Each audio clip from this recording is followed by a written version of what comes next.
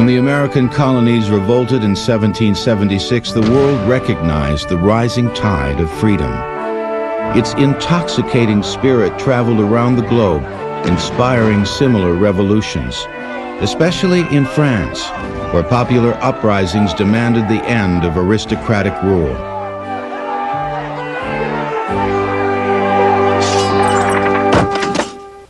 And so, when the fragile American Union exploded into civil war in 1861, the world held its breath.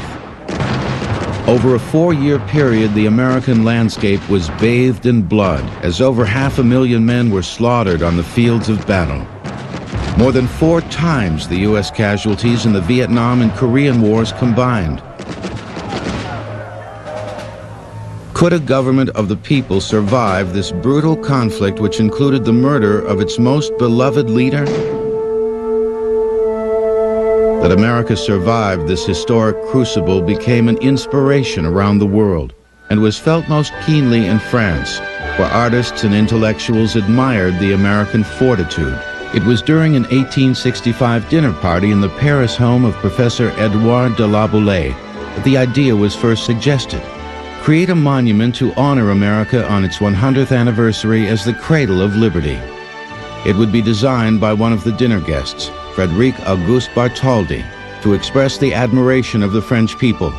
At the same time, it would serve as a public slap in the face to Napoleon III, the reigning French monarch who had no taste for the intellectual liberty of his own countrymen. Bartholdi was an old hand at creating such monuments. The arc of his career suggested that this female representation of liberty would be a triumphant crescendo. As an artist, he reflected the unique sensibilities of his age. The period in which she was created, and the second half of the last century, was an enormously gigantic period of bravado and symbolism in the architecture of cities, in literature, in art. It was a period of great bursting out.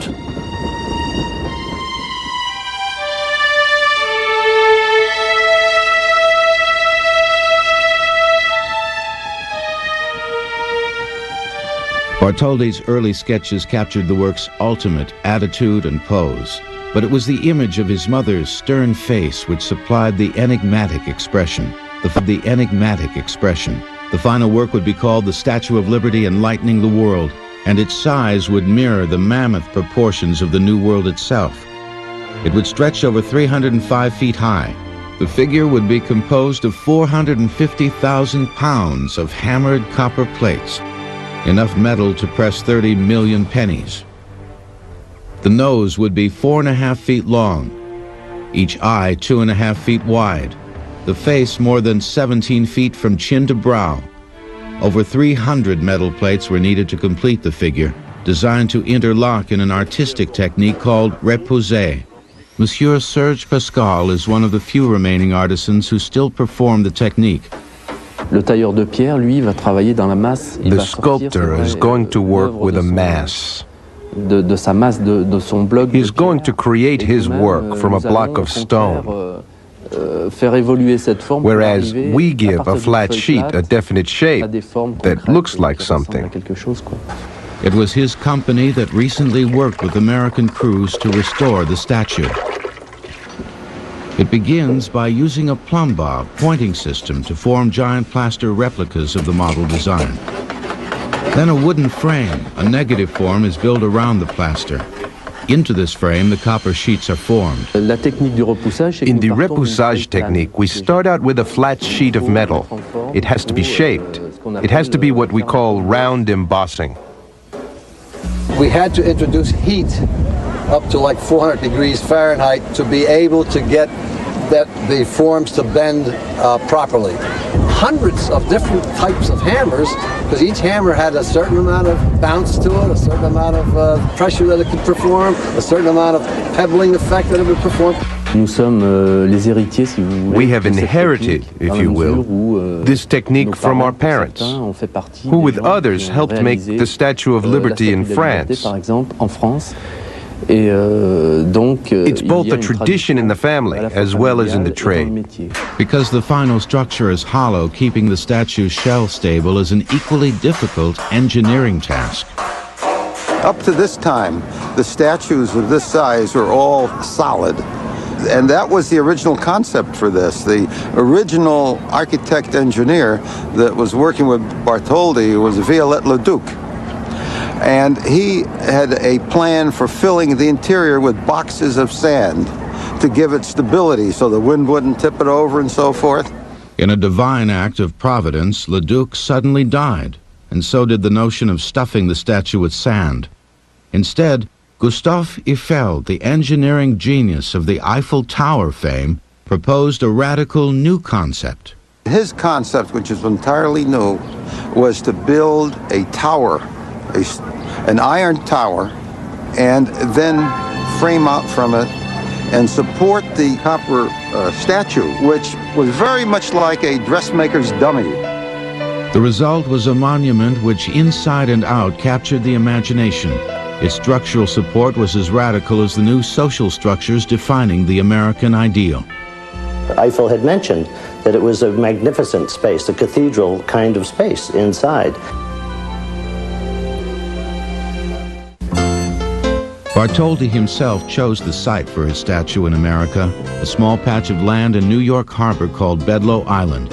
It was an overgrown oyster bed named after an early Dutch settler who purchased the property from the Mohican tribal nation. The United States had built a fort on the island in 1800, and it served as the site for a military hospital, communication center, and ammo dump during the Civil War. Bartholdi's vision to erect the statue here was a bold move and a logistical challenge which would demand substantial funding. So in 1874, he formed the Union Franco-American Committee to raise the funds through public lotteries. He had already decided to begin work on the copper reposé before the money had actually been donated, hoping that there would be sufficient contributions to finish. Bartholdi's Paris workshop was big and loud and packed with an army of exacting artisans. Even ex-President Ulysses S. Grant dropped by to watch the progress. But the work was slow and underfunded. By 1876, the year the statue was to be completed, only the right arm and torch were in shape for a presentation. They were sent to Philadelphia as part of the American Centennial Exposition. The hope was to build interest and generate contributions towards the completion of the gift. By this time, Bartholdi had decided that France would supply the statue and America should construct the pedestal, even though the United States had yet to accept the colossal gift and Bartholdi hadn't acquired the rights to use Bedloe's Island.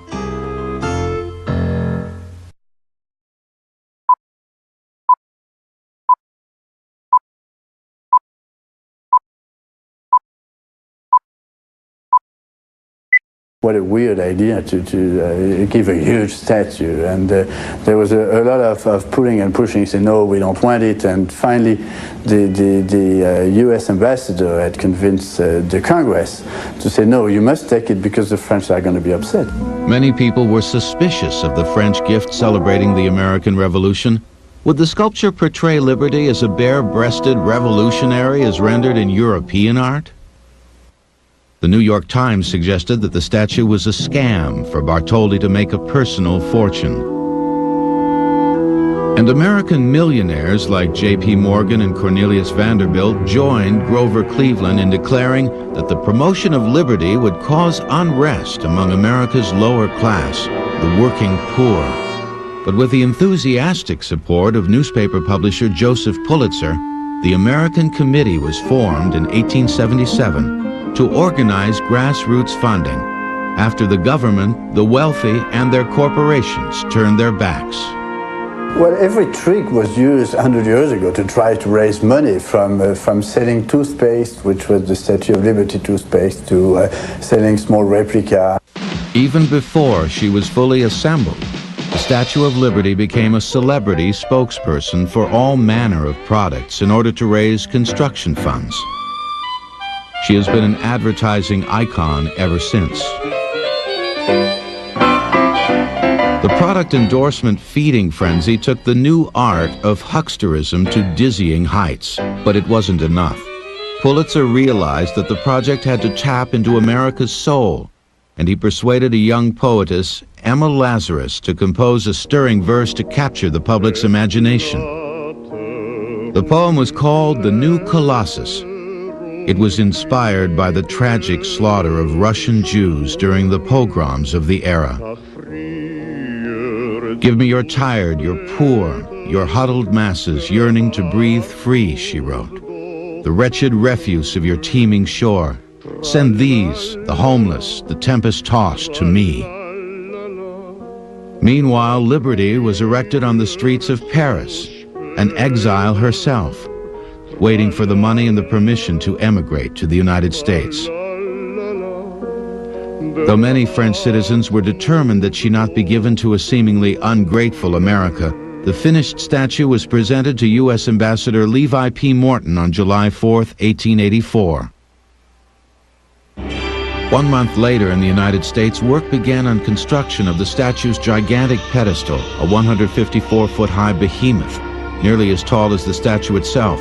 The foundation would be recessed 53 feet into the earth to support the massive weight and spread over more than 8,000 square feet at the base. It was the largest placement of concrete, mass concrete, that had been done up to that time. And it was still in a state of development.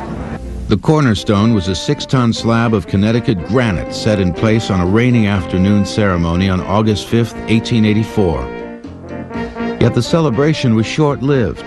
Less than 3 weeks later, the project had exhausted its funds and work stopped. So the statue was accepted, was built and ready to be shipped, and there was still no pedestal because there was no money to really pay for this pedestal.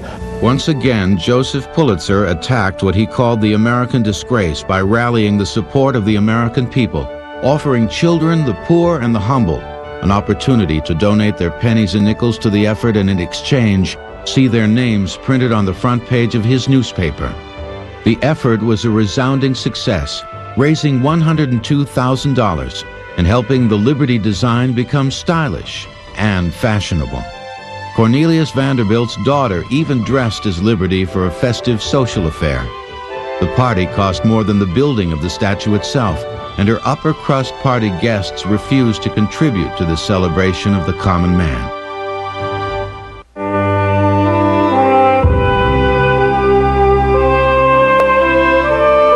June 17, 1885, the Statue of Liberty arrived in New York Harbor. More than 300 pieces distributed in 214 numbered crates. It would take over 4 weeks before the crates were even unloaded. But there was no hurry. Construction of the pedestal had yet to be completed. For 10 months, Liberty's assorted body parts littered Bedloe's Island until the work of bonding the enormous copper plates to the iron armature could begin. A spiraling staircase was attached to the center structural beam, which allowed workmen access to the elevated points at which pieces would be secured to the frame. Though now closed, this same staircase was once used by visitors to climb to the top of the monument through the hollow cathedral of Liberty's form.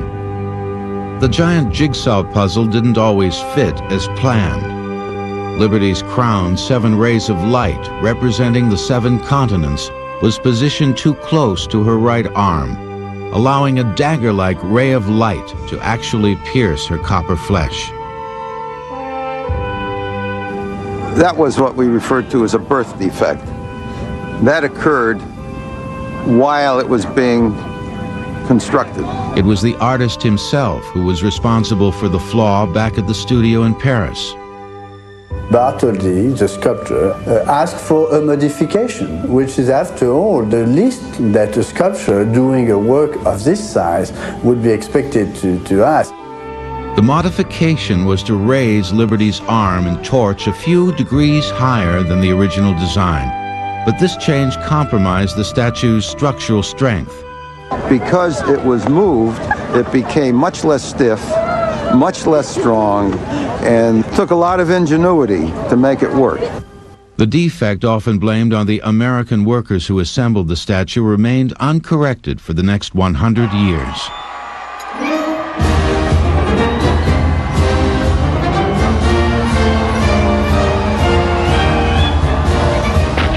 Finally, on October 28, 1886, the Statue of Liberty was complete.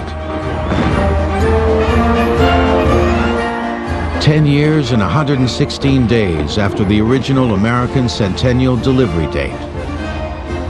After 21 years of planning, fundraising, and sculpting, Liberty stood tall.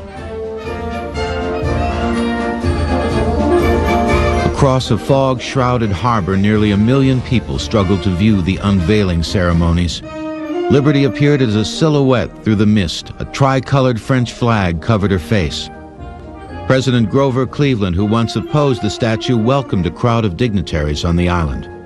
Ironically, American women were not allowed to participate in the festivities honoring a feminine representation of liberty. We cannot guarantee their safety among a crowd of men, officials claimed. Enraged members of the New York State Women's Suffragette Association chartered a boat and stormed the ceremony anyway, chanting their displeasure through megaphones to disrupt the proceedings.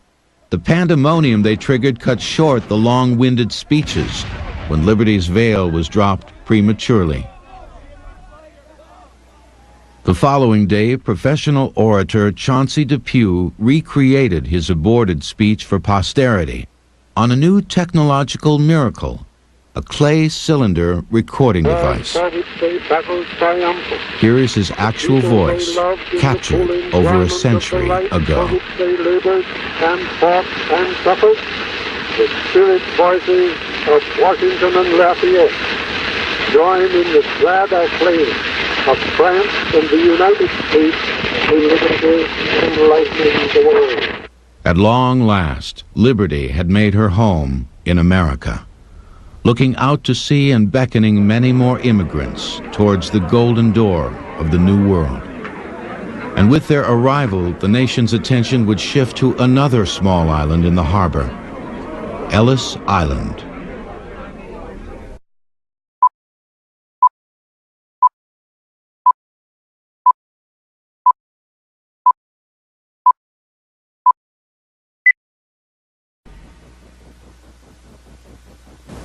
Cabrera, Behoud, Einstein, Garibaldi, McCormick, Nielsen.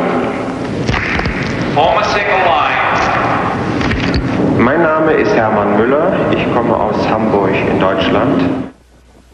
40% of the American population can trace somebody back in his family through Ellis Island.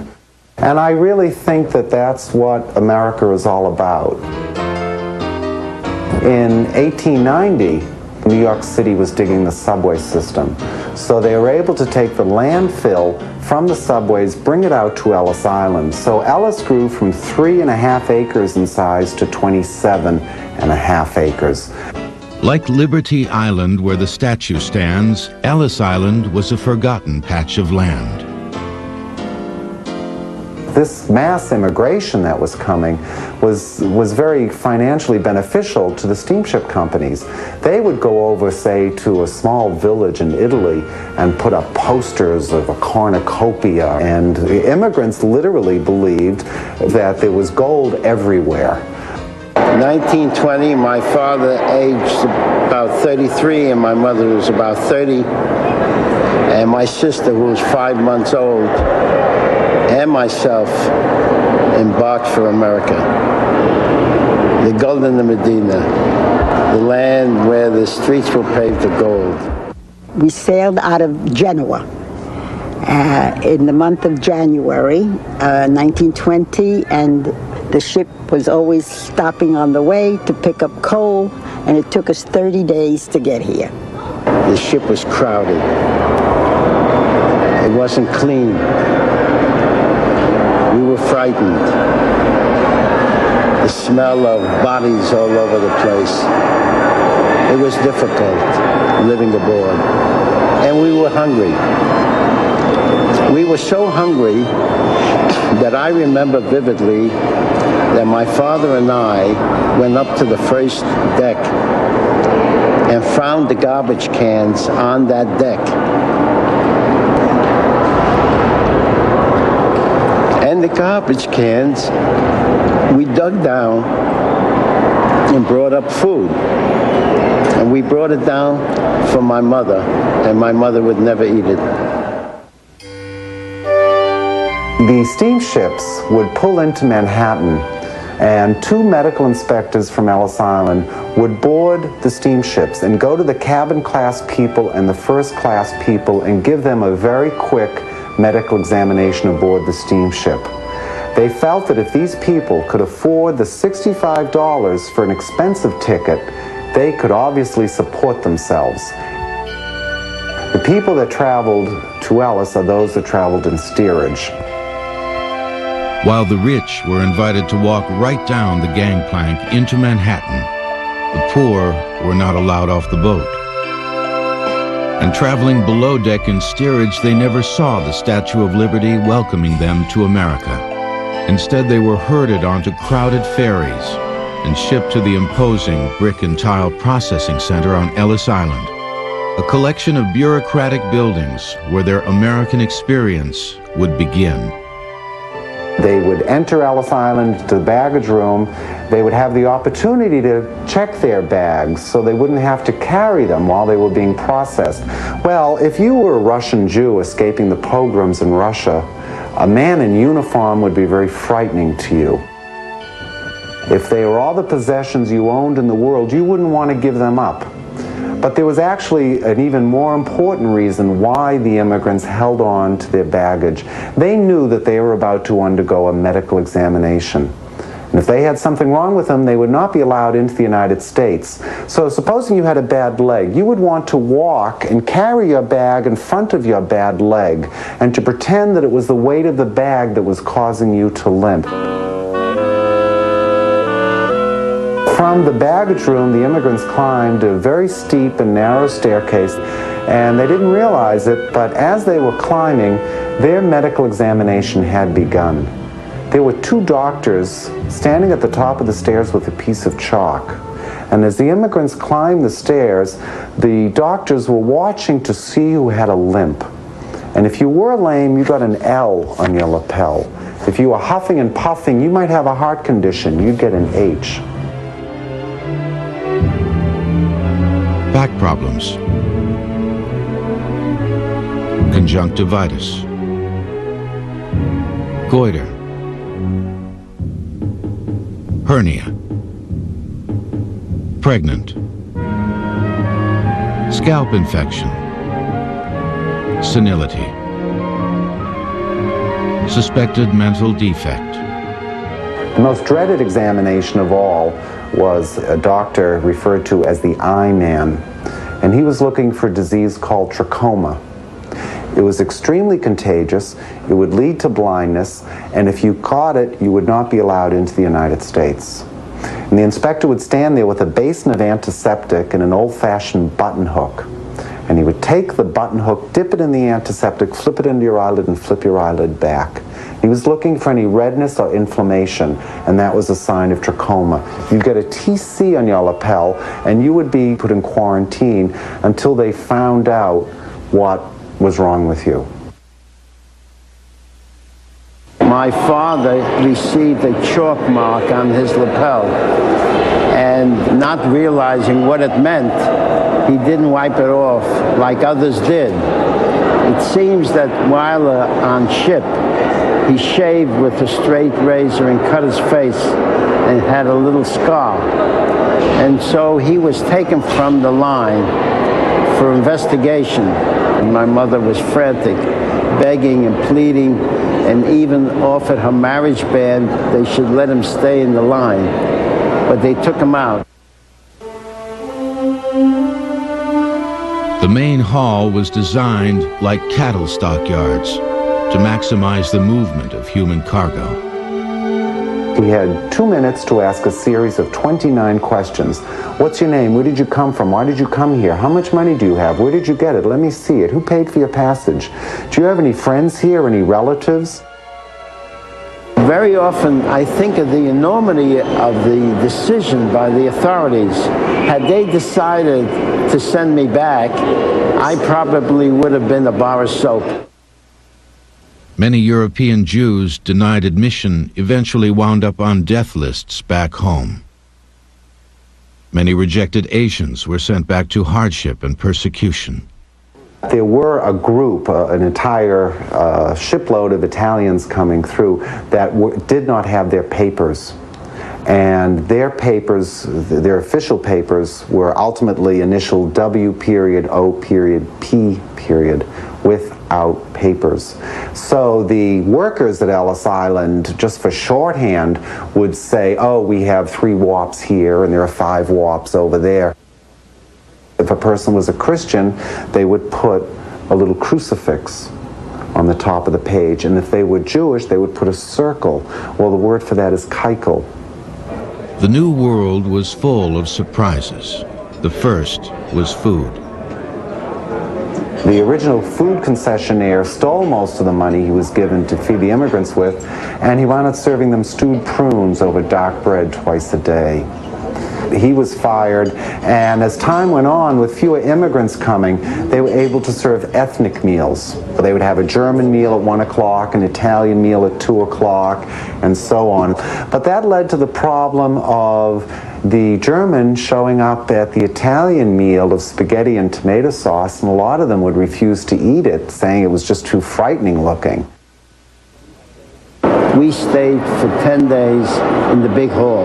And there were double and triple bunk beds in there, very, very closed. And they were very, very crowded, and very, very smelly, and very, very noisy. It was constant turmoil. And each morning I would take the 2 mattresses to the heap, and each night I would bring them back to put on the bed. And I only learned recently that the purpose of the mattresses being taken away was to fumigate them. The massive steam pressure tanks used to delouse mattresses are still in storage at Ellis Island, grim artifacts of a time when immigrants were considered as so many diseased rodents, ready to invade polite American society. New immigrants often reminded established immigrants of a dismal past they longed to forget. These new arrivals were a threat to the status quo and an embarrassment to be hidden away in overcrowded ghettos. Here, people would accept any job at any pay to make their American dream come true. But as the nation grew, the Ellis Island immigrants assimilated into communities coast to coast. Their legacy is the solid infrastructure of the country upon which rests the 20th century. Today, Ellis Island still celebrates the contributions of those people whose American dream began there, with a museum and a program which keep their stories alive. It was quite a day. Here, immigrants return to record their memories, offering the future a unique look at the past. Feeling, and I choke up now as I remember it. As twin national monuments, the Statue of Liberty and Ellis Island represent 2 points on the path to the American dream. Where we've come from and where we're going to. And the real spirit of liberty lies in the delicate balance between these 2 glorious notions.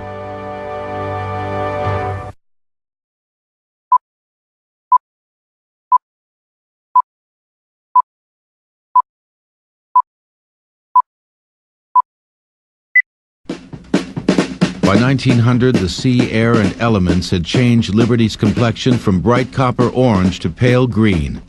A fitting way to begin the 20th century, which was itself defined by change. The new century was a kaleidoscope of images and ideas, and in the chaotic American culture, the Statue of Liberty became a fashion favorite. Its image appeared on all manner of trinkets. Even today, early renderings are highly prized. It's very strange as I collect different statues and you see the faces and the different images and the quality. You wonder what the craftsman had in mind. One of my favorites of the collection is probably this one here. And this is, it's just so fun that they painted it all up. But inside, it said, made in occupied Japan.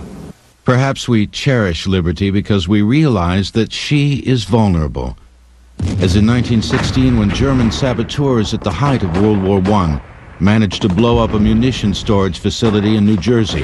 First reports claimed dozens of deaths. The impact was felt 90 miles away.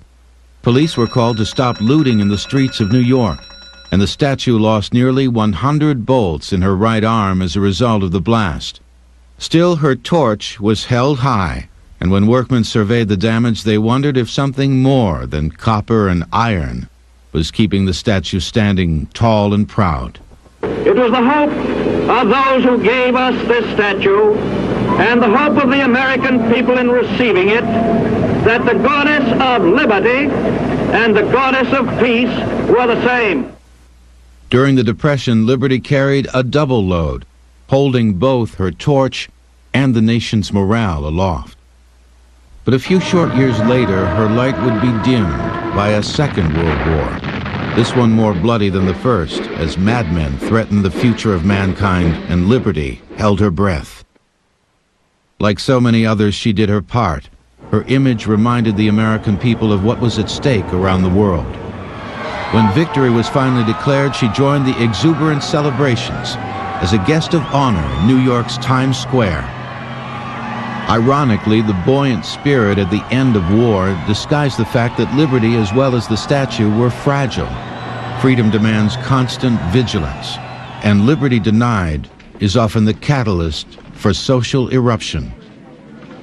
In the second half of the 20th century, many groups who felt alienated from America's mainstream commandeered the statue to make their desperate political statements. 1956, Hungarian patriots occupy the torch and display their flag of liberation. 1965, a black liberation organization is caught plotting to blow up the statue. 1980, two protesters demanding freedom for an imprisoned Black Panther leader damaged the statue as they climbed the Liberty's exterior plates. These events, plus the corroding influence of acid rain, took their toll on the statue, showing just how fragile she actually was. Like Ellis Island, the Statue of Liberty was quickly becoming a neglected relic from America's past. Pieces of her ornate torch were breaking off and washing ashore in New Jersey. So it was with a great burst of patriotic zeal that America took a second look at both the Statue of Liberty and Ellis Island. It started when President Reagan asked Lee Iacocca to mount a private sector effort to restore both the Statue of Liberty and Ellis Island. First time I came here was a cold November day in 1982 with Mr. Iacocca, and the place was a wreck. I wondered what we'd gotten ourselves into. We felt that the American people would help us if we could figure out how to ask them to help us. The years have been hard on Ellis Island, and they've been hard on the lady with the torch across the harbor, too. Are we going to preserve these monuments, or will they become just ruins of the past, like the pyramids or the Colosseum? Are the values these monuments symbolize still alive in America, or are they part of our past? The one guideline was that no money would come from the government, and we fulfilled that. We've raised about $420 million. There's no way of actually knowing how many people have given to us, but we estimate about 20 million. School children alone gave us $6 million. The engineering challenges to fix the statue were enormous, and it was a race against the clock to have her ready for the 100th anniversary. The winter that we put up the exterior scaffolding on the statue, it was a very, very cold winter, a lot of winds, very cold. And these workers had a race on to see who could get the right bars in place so that who could be the first to give her a kiss on the lips. Inside the statue, the metal had originally been covered with coats of coal tar and paint, all of which had to be removed. We had removed the original paint on the inside of the statue using liquid nitrogen. It had around 7 layers of paint, and it would just crackle and come apart. We thought we were going to spend months doing this, and we wound up doing it in about a week and a half. But the coal tar was an entirely different situation. We couldn't get that out. The black sludge couldn't be sandblasted off by conventional means. That the skin only being a penny thick, why was we couldn't afford to have any copper loss. So we had to find something that was strong enough to take out the coal tar but not hurt the copper. We finally found something very, very sophisticated, bicarbonate of soda. More than 40 tons of bicarbonate of soda were used. Meanwhile, rusted armatures were swelling against the thin copper skin. And so it started ripping itself apart, and the weakest link was the copper. And indeed, a number of the connections were completely destroyed through this period of rusting. This bar represents one of the first handmade samples of the armature bars that are part of the tertiary structure that holds the copper in place on the statue. And of course, originally, it was very easy to make these because they had already used a process that is called repoussé. A literal translation is pushing from the reverse side, in which they made the copper, bent the copper on forms that were reverse forms. So then they just bent these bars on the same forms, and the two matched very nicely. We, of course, had another challenge. We didn't have the forms, but we had to replace over 1,800 bars, no two of which were the same. It was exhausting, hand-wrought repoussé work, which 100 years after the original construction was becoming a lost art. During the two world wars, in 1914 to 1918 and in 1945, we lost many skilled people trained in this technique. So today it's a technique, like a lot of the arts, which has lacked the craftsmen due to war casualties. French artisans were the only workers in the world who still performed repoussé, and their numbers were dwindling.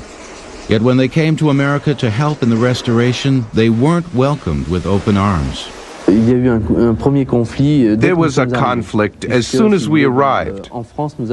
In France, when we do sculpture, we can work freely with, for example, with wood, with plaster, with steel, without necessarily a trade union or guild. In your country, there were unions who didn't understand why parts of wood or plaster had to be made for them by others. Fortunately, it was a conflict that was short-lived. We had the Americans join the French and come over, and when they came over here, they taught our American metal workers how to do this repoussé work. So basically, the respect that they had for one another and the respect that the Americans had for the French technique wound up being what made them all workable. They became very close friends in most cases. Today, 10 years later, we take Americans into our studios who come to study for about 2 to 3 weeks, to whom we explain the repoussé process. Reclaiming the original look and attitude of the statue was a primary goal of the restoration process, particularly when the work focused on Liberty's flame. Bartholdi's original design was for the flame to be a solid object covered in gold and reflecting exterior light. But through the years, crude attempts were made to carve out panels and allow light to stream from the inside through colored glass. Gutzon Borglum, the man who carved Mount Rushmore, had made the greatest design change and the greatest error. His awkward recrafting of the flame kept the statue from being watertight. Yeah, that was the source of a lot of the water, with the salt air in the water running down on the inside of the copper and coming in contact with the iron armature that was the original structure within the statue. Today's new flame is Bartholdi's old idea, a solid gilded crescendo, simple and pure. Liberty is again enlightening the world. On July 4th, 1986, the party began. It was called Liberty Weekend, and it was shared with 1.5 billion people around the world. We are the keepers of the flame of liberty. I ask that you all join me in this symbolic act of faith, this lighting of Miss Liberty's torch.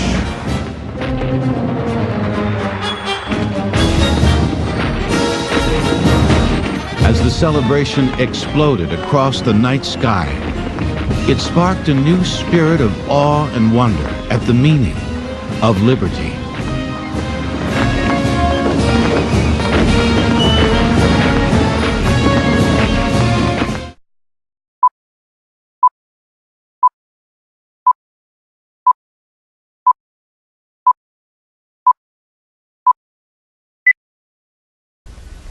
"100 years ago, when the world dreamt of freedom, the image of a lady with a torch came to mind. Today, when people long for liberty, the very same image captures their imagination." Beijing, China. Students demonstrate for democracy, sculpting a statue to symbolize their hopes and dreams. Here, the spirit of liberty still resonates. Standing up against tyranny, these students reminded us that all are created equal. Half a world away, the national effort to restore Ellis Island and the Statue of Liberty reflects the very same ideal, blending a celebration of the great American melting pot with the bittersweet recollection of our immigrant past. The statue has always been the symbol of America, and Ellis Island has always been the story of America. So you see, both of them are important in different ways. Any American that comes down and sees Ellis Island or Statue of Liberty should walk tall and they should walk proud. It's a great thing that they accomplished. It is rare and inspiring that so much energy and time and money has been committed by so many common individuals to create a monument that doesn't commemorate a great battle or a popular leader. Instead, the Statue of Liberty celebrates an idea, that elusive goal of universal freedom, which has never been totally achieved. This is the vision to which America runs, sometimes stumbling and sometimes carrying other nations along with it. Liberty is not carved in the marble hallways of the past, it is our dream of the future. America laughs and cries and loves and bleeds in the quest for freedom.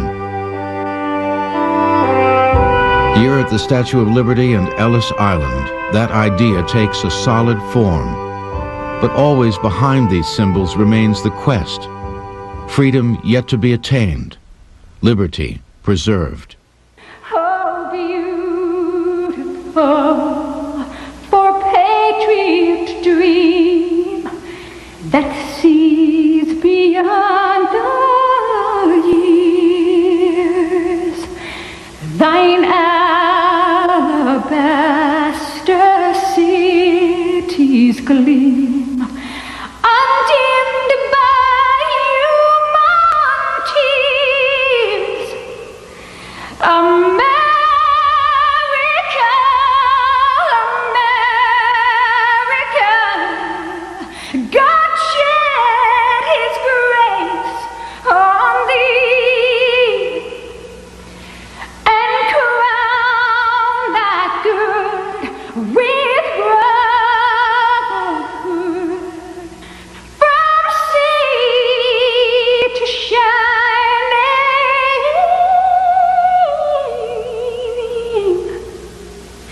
sea.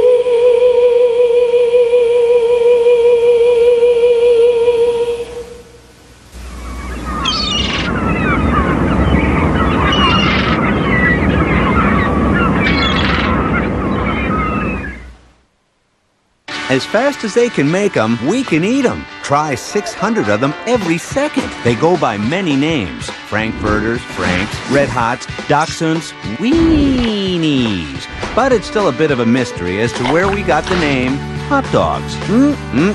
American Eats. Thursdays at 10 on the History Channel.